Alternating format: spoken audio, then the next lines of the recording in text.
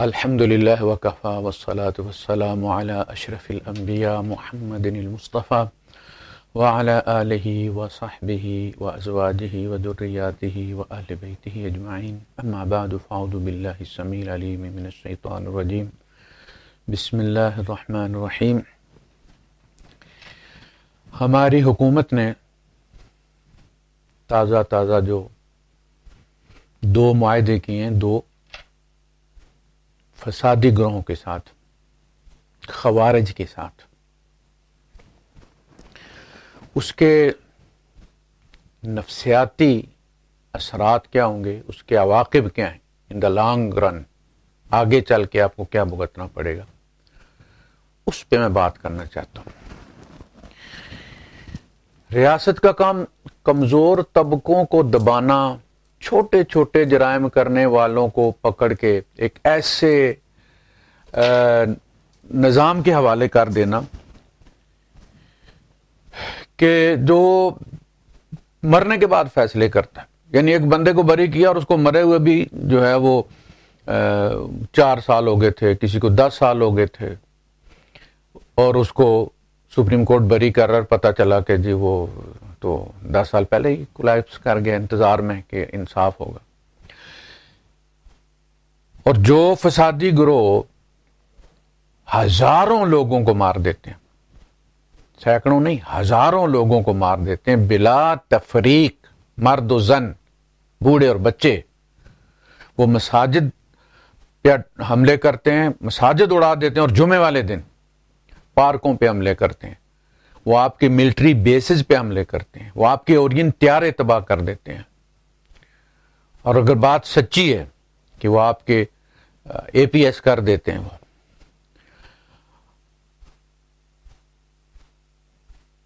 فوجی اسکول پہ حملہ کر کے بچوں کو مار دیتے ہیں۔ اگر واقعتاً شاید آپ کو درد نہیں، ان کو آپ نے، ان کے ساتھ آپ مذاکرات کے لیے بیٹھ گئے۔ عراق کے گورنر نے، اس کو پتا چلا کہ وہاں لوٹ مار بہت زیادہ ہو گئی ہے اور چوری چکاری ڈاکے، تو اس نے کہا کہ مغرب کی نماز کے بعد تمام دروازے بند کر دیے جائیں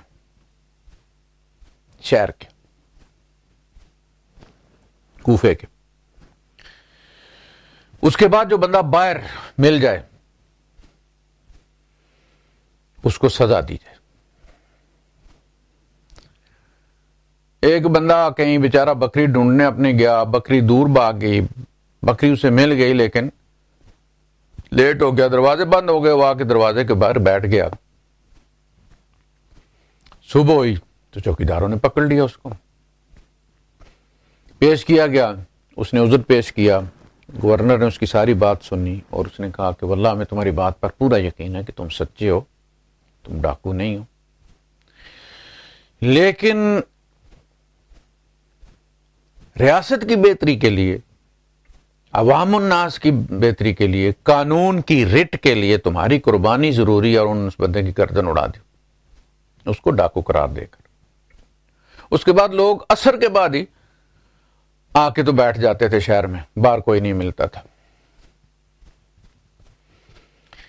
اور آپ نے ہزاروں لوگوں کے قاتل اور پاکستان کی سلامتی کے خلاف کھڑے ہو جانے والوں، ایک طرف آپ کا یہ اس وقت خناس تھا، آپ کے اندر فرعونیت تھی کہ آپ نے 6 نکات پر 8 کروڑ پاکستانیوں کے ساتھ مذاکرات نہیں کیے۔ آپ نے 8 کروڑ انسانوں کی، پاکستانیوں کی نمائندگی کر رہا تھا وہ شیخ مجیب الرحمان، اور ان میں کہیں بھی علیحدگی کا مطالبہ نہیں تھا۔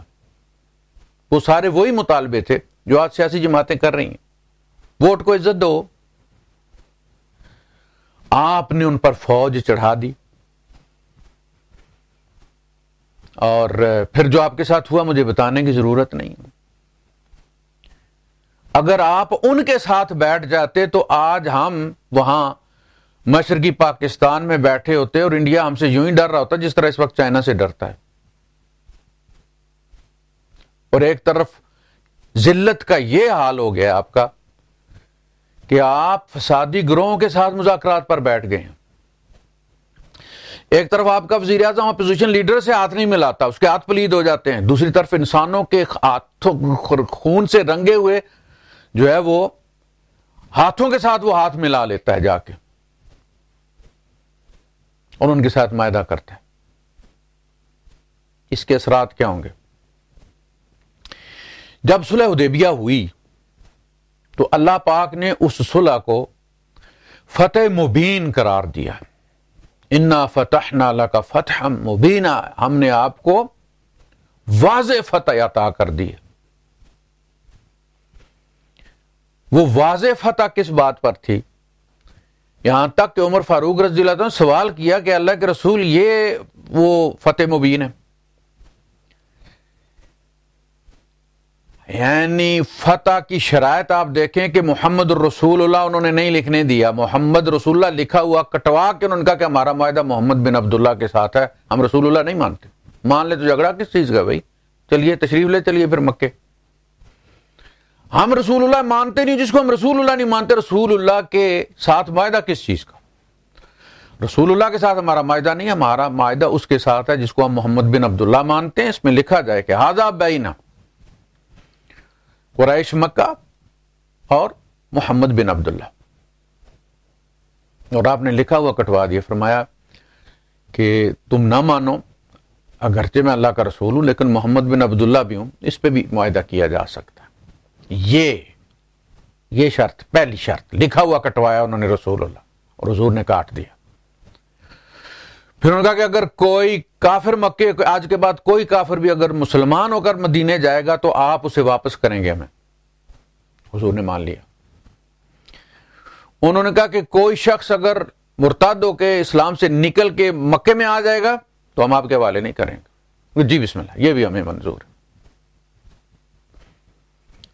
آج مجھ سے حرام کا مطالبہ نہ کیا جائے، باقی جو شرط چاہے مکے والے لگائے میں اسے منظور کرتا ہوں. کیوں؟ اس لیے کہ قریش کا مذاکرات پر بیٹھ جانا ہی فتح مبین تھی. مسلمانوں کو ایک شرذمۃ قلیلہ فسادی گروہ سے بڑھ کر اپنے مقابلے کی قوت تسلیم کر لینا مسلمانوں کے لیے فتح مبین تھی. اذا جاء نصر اللہ والفتح، اسی پس منظر میں صلح حدیبیہ ہوئی. جب کچھ کفار مکہ نے مسلمانوں کو ایک برابر کی قوت تسلیم کر لیا تو اس کے بعد پھر باقی قبائل کے لیے پیچھے کیا رہ گیا تھا؟ گروہ در گروہ لوگ اسلام میں داخل ہوئے. صبح آ رہا ہے کوئی وفد، شام کو آ رہا ہے، دوپہر کو آ رہا ہے، انہیں ٹھہرانے کی جگہ نہیں. اتنے لوگ مسلمان ہو کر بڑے بڑے قبائل نے مسلمانوں کے ساتھ معاہدے کر لیے. کچھ نے قریش کے ساتھ معاہدے کر لیے اور کچھ نے مسلمانوں کے ساتھ، یعنی بالکل برابر کی زمانہ کے سپر پاور تسلیم کر لیا مسلمانوں کو. یہ نفسیاتی فتح مبین تھی. مکہ تو بعد میں جا کے فتح ہوا، 2-3 سال بعد. صرف یہ معاہدہ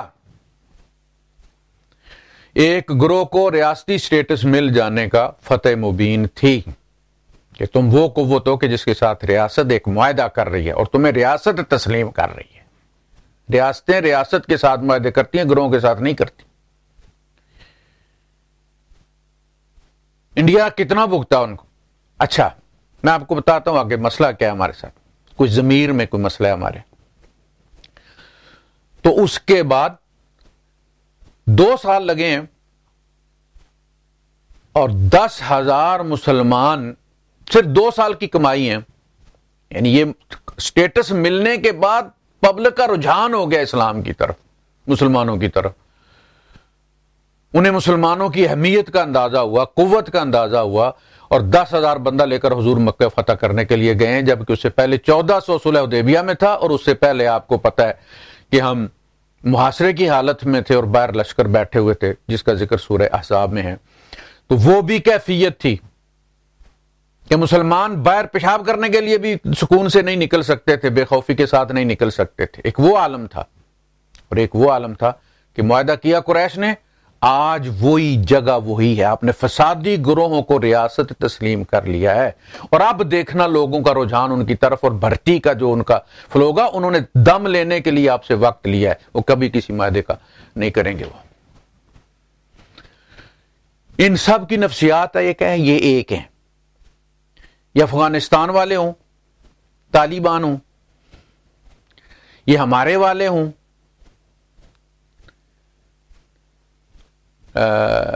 اور یہ بوکو حرام ہوں، یہ صومالیہ والے شباب والے ہوں،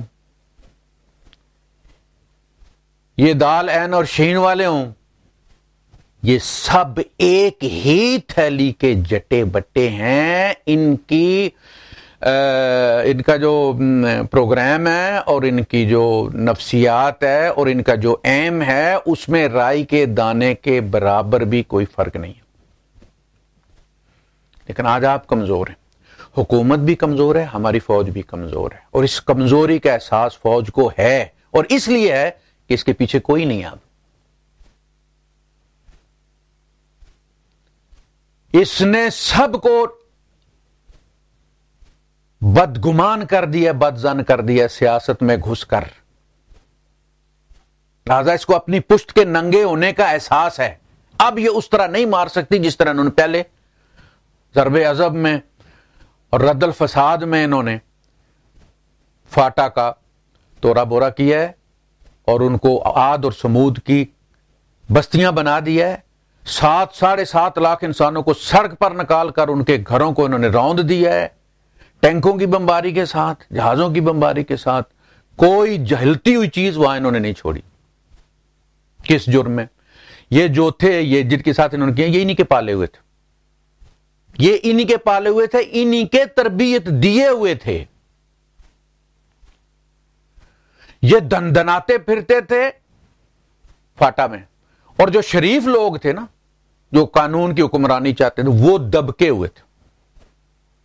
وہ ان کو قتل بھی کر دیتے تھے تو کوئی ان پر، فوج ان کو ہاتھ نہیں لگانے دیتی تھی، فوج ان کے پیچھے تھی. بدماش پالے ہوئے تھے انہوں نے فاٹا والوں پر. اور وہ غریب، مسکین، بے آسرا لوگ پہلے ان کے ہاتھوں مارے جاتے تھے، پھر وہ کوئی واردات کرتے تھے تو یہ فوج بھی انہی کی بستیوں پر، ایک بستی میں اگر ایک فوجی مر گیا تو پوری بستی گرا دی جاتی تھی. اپنے بندے کی اتنی ویلیو تھی. اور سب کچھ کرنے کے بعد اب آپ نے ان کے ساتھ معاہدہ کر لیا. کیا وہ کوئی ملک تھے کہ جن کے ساتھ سرکاری لیول پہ جنگ بندی ہوئی، پھر دیکھا جائے گا جنگ بندی کے جو ہے وہ اقدامات ایسے کیے جائیں گے جو بڑھائیں گے آپس میں میوچل انڈرسٹینڈنگ کو، اور پھر آگے اس کو ایکسٹینڈ کیا جائے گا. دوسری طرف یہ 20-25 ہزار بندے لے کے آ کے وہ بیٹھے ہیں. سچ کہتا تھا عمران خان جب کہتا تھا کہ 20 ہزار بندہ باہر نکل آئے تو ان کی ساری پنٹیں گیلی ہو جاتی. ثابت کر دیا آپ نے کہ 20-25 ہزار بندے. آپ نے عوام کو یہ تک نہیں بتلایا کہ ان کے مطالبے کیا ہیں. ان کو ناموس رسالت سے کوئی لینا دینا نہیں ہے. سب سے بڑے دین کے غدار تو یہ ہیں بدعتی، جنہوں نے سنت کا توڑا بورا کر دیا. یہ ناموس اسلام کے مجرم ہیں جو ناموس رسالت کے کا نام لے کر اپنے لیڈروں کو باہر نکلوانا چاہتے تھے اور اپنے اوپر سے پابندی ہٹوانا چاہتے تھے، بطور سیاسی جماعت کام کرنا چاہتے تھے، اور وہ کامیاب ہو گئے اس میں، کیونکہ یہ بھی انہی کے بلائے ہوئے تھے. آتے ہیں وہی جن کو سرکار بلاتے ہیں. ایسے کوئی نہیں نکلتا حکومت کے خلاف. جب بھی آئے ہیں ان کے بلائے ہوئے ہی آئے ہیں. اور پھر آپ نے ریاست نے معاہدہ کیا جی، اور تھلے لگ کے کیا، ڈر کے کیا، اور اس کی ناک رگڑ کے کروایا گیا. تو آپ نے جتھے بندی کو پروموٹ کیا ہے. اب وہ اور قوی ہو کر آئیں گے. ان کی ہمت بڑھ گئی ہے، ان کو اعتماد حاصل ہوا ہے. ایک تھانے کا SHO ملا ہوا نا مجرموں کے ساتھ، میں نے دیکھا ہے. قاتل بیٹھے ہوتے تھے تھانے میں تو میں نے کہا یار اس پہ تو اس طرح کا مقدمہ ہے تو آپ اس کو یہاں پروٹوکول دے رہے ہیں. اس نے کہا سرکار یہ بڑے کام کی چیز ہے, بہت سارے معاملات میں ہم اس کو اپنا گواہ بنا لیتے ہیں, کہیں کوئی ڈاٹ ڈالنی ہو تو ڈال لیتے ہیں, فلاں کرتے ہیں فلاں کرتے ہیں فلاں کرتے ہیں. تو وہ اس طرح چھینا تان کے چلتا تھا دولتالہ شہر کے اندر کہ گویا وہ ایس ایچ او ہے, صرف ایک چوکی انچارج کے ساتھ سلام دعا کے ساتھ اور ایس ایچ او کے ساتھ سلام دعا کے ساتھ آپ کی 10,000 لاکھ فوج جن کے ساتھ بیٹھ گئی ہے, ان کے اعتماد کا پھر کیا کہنا, وہ کیا ہوگا پھر. انہیں ملی ہے فتح مبین, وہ اب یہ پڑھ پڑھ کے اپنے اجتماعات میں بتائیں گے انا فتحنا لک فتحا مبینا, اللہ نے ہمیں فتح مبین عطا کی, ریاست نے ہمیں ریاست تسلیم کر لی ہے. اور آپ کو کیا ملا ہے سوائے خون کے اور کچھ نہیں. تو آپ کو آپ کی جو کمزوری تھی, آپ نے جو سیاست میں آپ نے اپنے آپ کو ملوث کر لیا تھا, اس کے نتیجے میں عوام آپ سے دور ہو گئی اور آپ کو اس دوری کا احساس ہوا. اور اسی طرح جس طرح بندے کا ناڑا ٹوٹ جائے اور پھر وہ اسی جگہ بیٹھ جاتا ہے جہاں, اس لیے کہ اگر اسے عزت بچانی ہے تو پھر شلوار سمیت بیٹھنا ہی پڑے گا اسے. آپ کے ساتھ اسی طرح ہوا ہے, ناڑا ٹوٹ گیا ہے اور آپ بیٹھ گئے, آپ نے یہ نہیں دیکھا کہ یہ آپ کے بیٹھنے کی جگہ تھی یا نہیں تھی, اور آپ نے پوری عوام کا ناک رگڑ دیا ہے, ان لوگوں کے زخموں پر نمک چھڑکا ہے کہ جن کے بچے مرے تھے یا مروائے گئے تھے. یہ بہت بڑا سوالیہ نشان ہے. ابھی لوگ اس کے احسان الاحسان کر نہیں بھولے کہ آپ نے پروٹوکول کے ساتھ اس کو پیش کیا, آپ نے اس کے مہمانی میں رکھا اور پھر آپ نے اس کو فارغ کر دیا, بھیج دیا آپ نے. پھر جس نے ان بچوں کے قتل کی ذمہ داری آپ کے کہنے پر کی, اپنے سر لی تھی آپ کے کہنے پر, اور آپ نے اسے پروٹوکول دے کر فارغ کر دیا. جبکہ دوسری طرف آپ کا یہ حال ہے کہ اگر آپ کے بندے سے پل بناتے ہوئے کسی فوجی سے تھوڑی گر جائے تو چاہے اسے کتنے بھی گوتے لگانے پڑیں اور پانی برف کی طرح کیوں ٹھنڈا نہ ہو, اسے وہ تھوڑی نکال کے لانی پڑتی ہے, یا اس تھوڑی کے پیسے اس کی تنخواہ میں سے کاٹے جاتے ہیں. ایک طرف یہ ہے کہ تھوڑی کا نقصان برداشت نہیں, دوسری طرف لوگوں کے بچے مارے گئے ہیں, زندہ جلائے گئے ہیں, اور آپ نے ان لوگوں کے ساتھ بیٹھ کر معاہدہ کر لیا, آپ کو درد نہیں. اس لیے کہ جرنیلوں کا کوئی بچہ فوج میں شہید نہیں ہوا. یہ اگر فوج میں اپنے بچے لاتے نہیں ہیں, کسی بھی آرمی چیف کا بچہ نہیں ہے, اور جس کا آیا ہے وہ 4 دن نوکری کر کے اس کو ریزائن کروا کے فوراً یا تو کسی محکمے کا ڈپارٹمنٹ کا ہیڈ بنا دیتے ہیں, یا اس کو ایس پی ڈائریکٹ لگا دیتے ہیں, دوسری لائن پہ لے جاتے, شہادت کی طرف نہیں جانے دیتے, لوگوں کے بچے مروا رہے ہیں. تو یہ معاہدہ ہماری ناک رگڑنے کے مترادف ہے. 18 کروڑ نہیں 22 کروڑ مسلمانوں کی ناک رگڑنے کے برابر ہے. پوری ریاست کو آپ نے منہدم کر دیا ہے. میں ہمیشہ سوچا کرتا تھا کہ اس مضبوط فوج کے ہوتے ہوئے پاکستان کمزور کیسے ہو سکتا ہے. میں نے ہمیشہ اس کی فیور میں لکھا. میں ہمیشہ سوچا کرتا تھا, تانے بانے بنا کرتا تھا کہ یہ کیسے کمزور ہو سکتا ہے, ہمارے پاس یہ بھی ہے یہ بھی ہے یہ بھی ہے. لیکن ملک باہر سے نہیں ٹوٹتے, ملک اندر سے ٹوٹتے. آج مجھے پتہ چلا ہے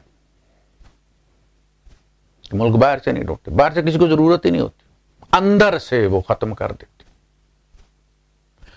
غزوہ احزاب نے مشرکین مکہ کو اندر سے ختم کیا تھا.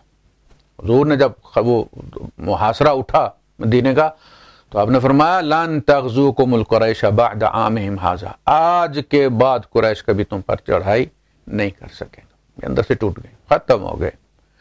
بل تغزونہم, بلکہ اب تم چڑھائی کرو گے. اور وہی ہوا.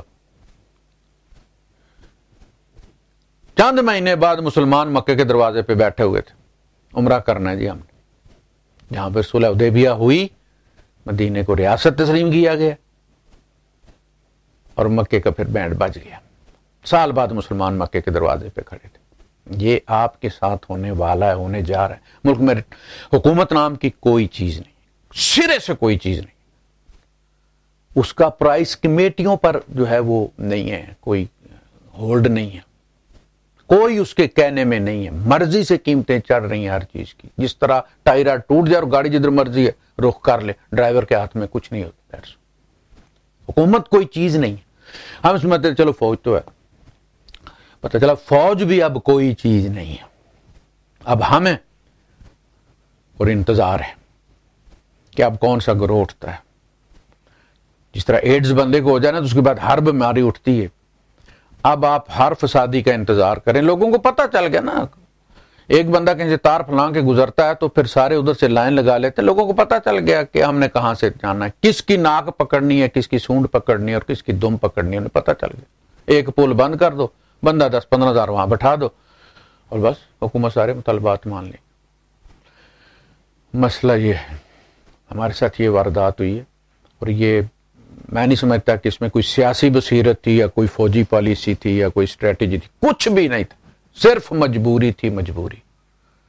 اور ہم نے طالبان کو لا کے اور ہمارے ISI کے چیف نے وہاں جا کے چائے پی کے یہی کمایا ہے. اور یہی کرنا تھا تو پچھلی حکومت کے دور میں بھی یہ ہو جاتا تھا. اور کسی مائی کے بیٹے کو پھانسی ہو گئی تھی نا تو وہ باہر نکلی تو پوچھا وہ وکیل نے، جس وکیل کے پاس وہ پہلے گئی تھی، تو اس نے کہا اماں کیا ہوا؟ اس نے کہا بیٹا پھانسی ہو گئی. اس نے کہا اماں میں 30,000 میں یہ کروا دیتا، آپ نے خواہ 4 لاکھ کا وکیل کیا تھا. تو صاحب پھر خام کا منہ کالا ہی کیا آپ نے ان کو لا کے یہ سمجھ کے کہ جی ہم کابل میں ہماری حکومت ہوگی. آپ کابل میں کیا حکومت بنائیں گے؟ پاکستان میں بھی آپ کی کوئی نہیں رہی. آپ نے پاکستان کو بھی افغانستان ہی بنا دیا.